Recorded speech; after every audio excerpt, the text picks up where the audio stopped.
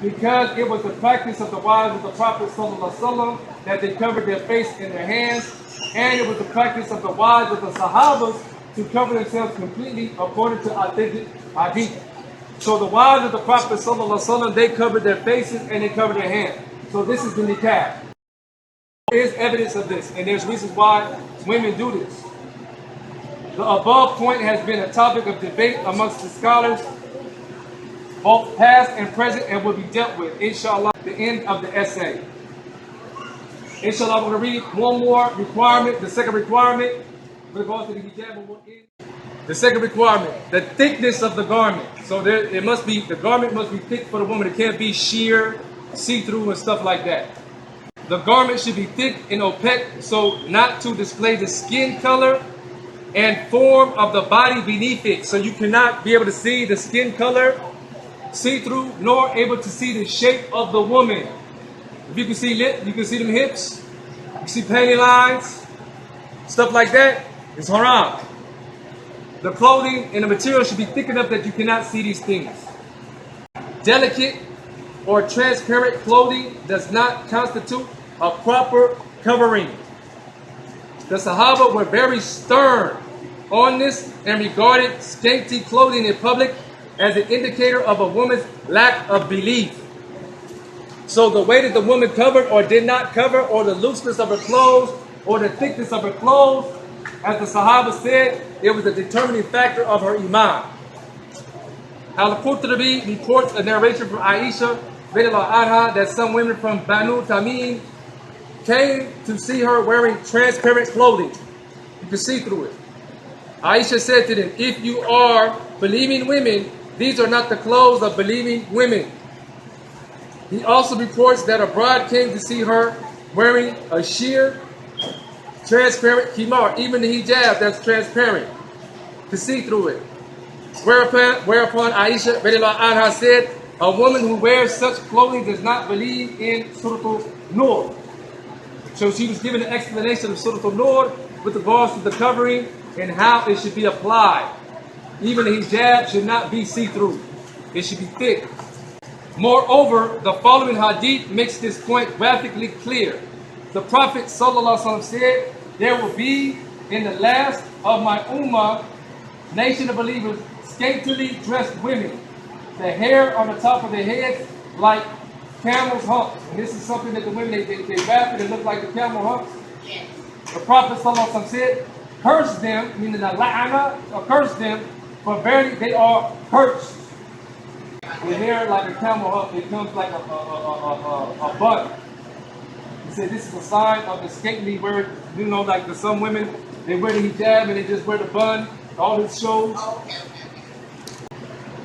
There will be in the last of my ummah, nations of believers, scantily dressed women, the hair on the top of their heads like camel's humps. Curse them, for verily they are cursed. In another version, he says, scantily dressed women who go astray and make others go astray. They will not enter paradise nor smell its fragrance, although it can be smelled from afar. Scantily dressed women are those who wear clothing which reveals more than it conceals, thereby increasing her attractiveness while opening the path to the host of evils. So if your thing is causing people to look at you, if your body shape is able to be seen, if it's transparent, you can see the form of the woman's body shape. It should be loose enough and the clothing should be thick enough that you can't see her shape. You got hips, we shouldn't be able to see that you got hips. Even if you got big hips, you should wear the clothing so that your body shape cannot be seen. Your panty lines and all that should not be seen. Your legs, and we be able to see that you got thick legs and thick thighs. We should not know none of that, because your clothing should cover all of that. The Sahaba said this was a determining factor of a woman's iman and how she was modest in her dress, how she was particular in her dress. And they were very stern in this situation or this matter of the woman's dress. Okay? The clothing must hang loosely enough and not be so tight-fitting as to show the shape and size of a woman's body. You should not be able to see her body shape, her curves, her hips. Right? See that There's her breast. I can see. Because it should be loose enough that you cannot see these things. The reason for wearing a garment which is wide and loose fitting is that the function of a woman's clothing is to eliminate the lure and beauty of her body from the eye of the beholder. The reason for this is to eliminate the lure, eliminate the attractiveness of the eye of the beholder. Again, and Allah subhanahu said that there may be a disease in the man. It ain't got nothing to do with you. Well, I'm not trying to attract them. It don't got nothing to do with you. It got to do with the disease in the hearts of the men. And the Prophet Muhammad sallallahu alaihi wasallam said, he is the one who has the most Gheerah. Gheerah means jealousy. Men should be jealous of their wives and not wanting nobody to see anything from their wives. Skin tight bodysuits, etc. may conceal the skin color, yet they display the size and the shape of the limbs and the body. You can still see the woman's hips, you can see her thighs, and you can see when she's moving, right? She's shaking. The following hadith proves the point clearly. Usama bin Zayd radiallahu anh said, Rasulullah sallallahu alaihi wasallam gave me a gift of a thick Coptic cloth he had received as a gift from Dahiyah al-Kalbi. And so I gave it to my wife. Thereafter the Prophet sallallahu alaihi wasallam asked me, why didn't you wear the Coptic cloth? He replied, I gave it to my wife. The Prophet sallallahu alaihi wasallam then said, tell her to wear a thick gown under it, the Coptic garment, for I fear that it may describe the size of her limbs. So again, stating that even though this garment was something that covered her skin or was not transparent, that it was something that was still able to show her limbs or show her body parts. So with a woman, she should wear something that is very loose fitting, right? You got a extra large, or what? Maybe you need to wear a 3X or a 2X to be loose enough as not to show your body parts, to show your shape, not to show your curves. Okay? That is the sign of a believing woman. They determine the iman of the woman, they determine the faith of a woman based on how she wore her hijab, based on how she wore her clothing. Again, this is a nasiha.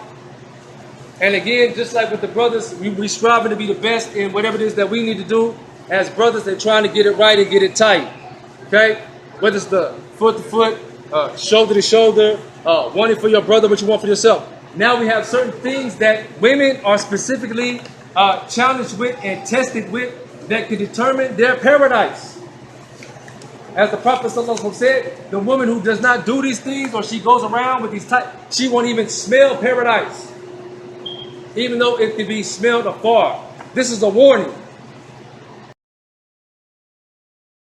Sisters, inshallah, we strive to be the best of the best. The mu'minat, not just the muslimat.